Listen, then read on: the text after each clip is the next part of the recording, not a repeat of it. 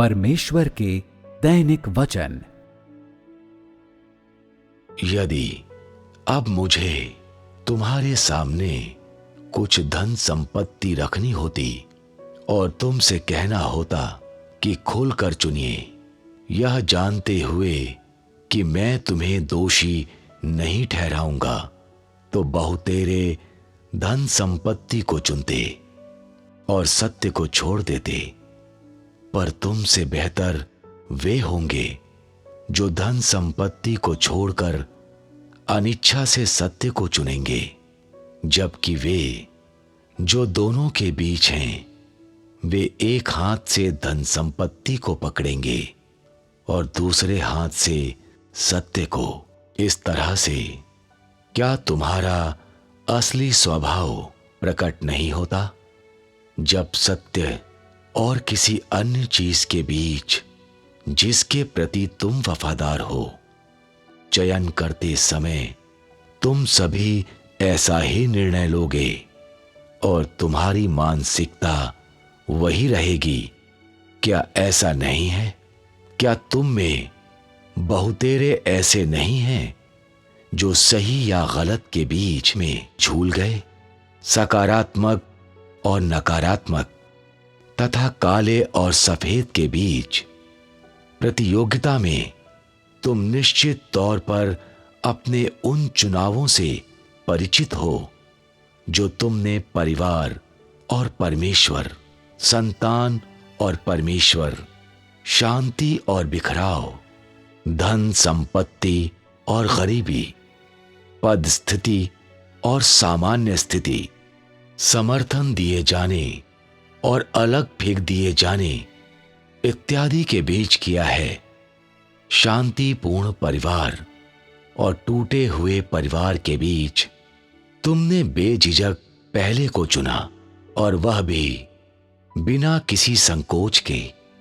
धन संपत्ति और कर्तव्यों के बीच तुमने फिर से पहले को चुना, और तुम में किनारे पर पहुंचने की इच्छा भी कम है। भोग विलास और गरीबी के बीच तुमने फिर से पहले को चुना।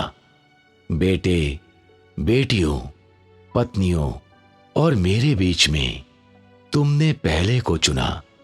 धारणा और सत्य के बीच में तुमने एक बार फिर पहले को चुना। तुम्हारी हर प्रकार की बुराइयों का सामना करते हुए भी मेरा विश्वास तुम में कम नहीं हुआ है।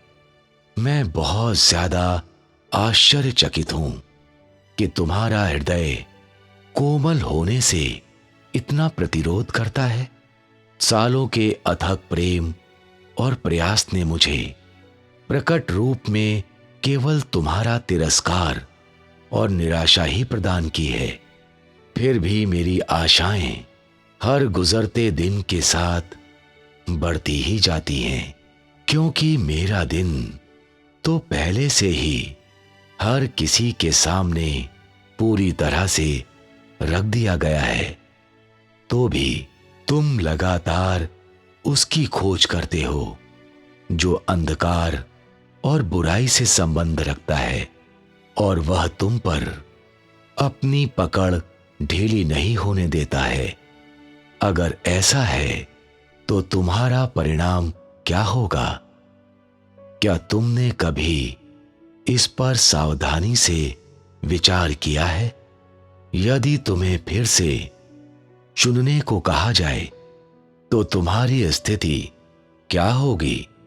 तो क्या पहले जैसी ही होगी? जो तुम मुझे दोगे, क्या वह तब भी निराशा और अति दुखदाई कष्ट होगा? क्या तुम्हारे हृदयों में थोड़ा सा भी उत्साह होगा? क्या तुम तब भी नहीं जानोगे कि मेरे हृदय को सुकून देने के लिए तुम्हें क्या करना चाहिए? इस समय तुम्हारा चुनाव क्या है? क्या तुम मेरे वचनों के प्रति अपना समर्पण करोगे या उनसे उकता जाओगे? मेरे दिन को तुम सब की आंखों के सामने रख दिया गया है और जिसका तुम सामना करते हो वह नया जीवन और एक नई शुरुआत है, तो भी मुझे तुम्हें बताना होगा कि यह शुरुआत पुराने कामों को प्रारंभ करने के लिए नहीं है, बल्कि पुराने कामों का अंत है, अर्थात यह अंतिम कार्य है।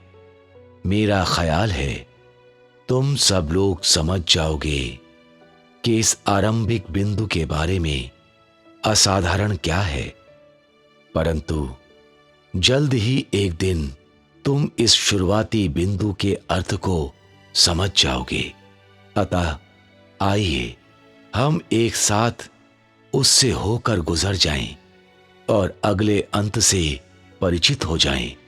फिर भी जिस बात से मैं निरंतर बेचैन हो जाता हूं वह यह है कि जब अन्याय और न्याय का सामना होता है तो तुम हमेशा पहले को चुनते हो, परंतु यह तो तुम्हारे भूतकाल की बात थी। साथ ही मैं यह आशा करता हूं कि उन बातों को एक एक करके अपने दिमाग से बाहर कर दूं जो तुम्हारे भूतकाल में घटी थी। भले ही ऐसा करना बहुत कठिन है, फिर भी मेरे पास उसे करने का एक अच्छा कारण है। भविष्य को भूतकाल का स्थान लेने दो और आज अपने सच्चे व्यक्तित्व के बदले में अपने भूतकाल की छाया को हटने दो।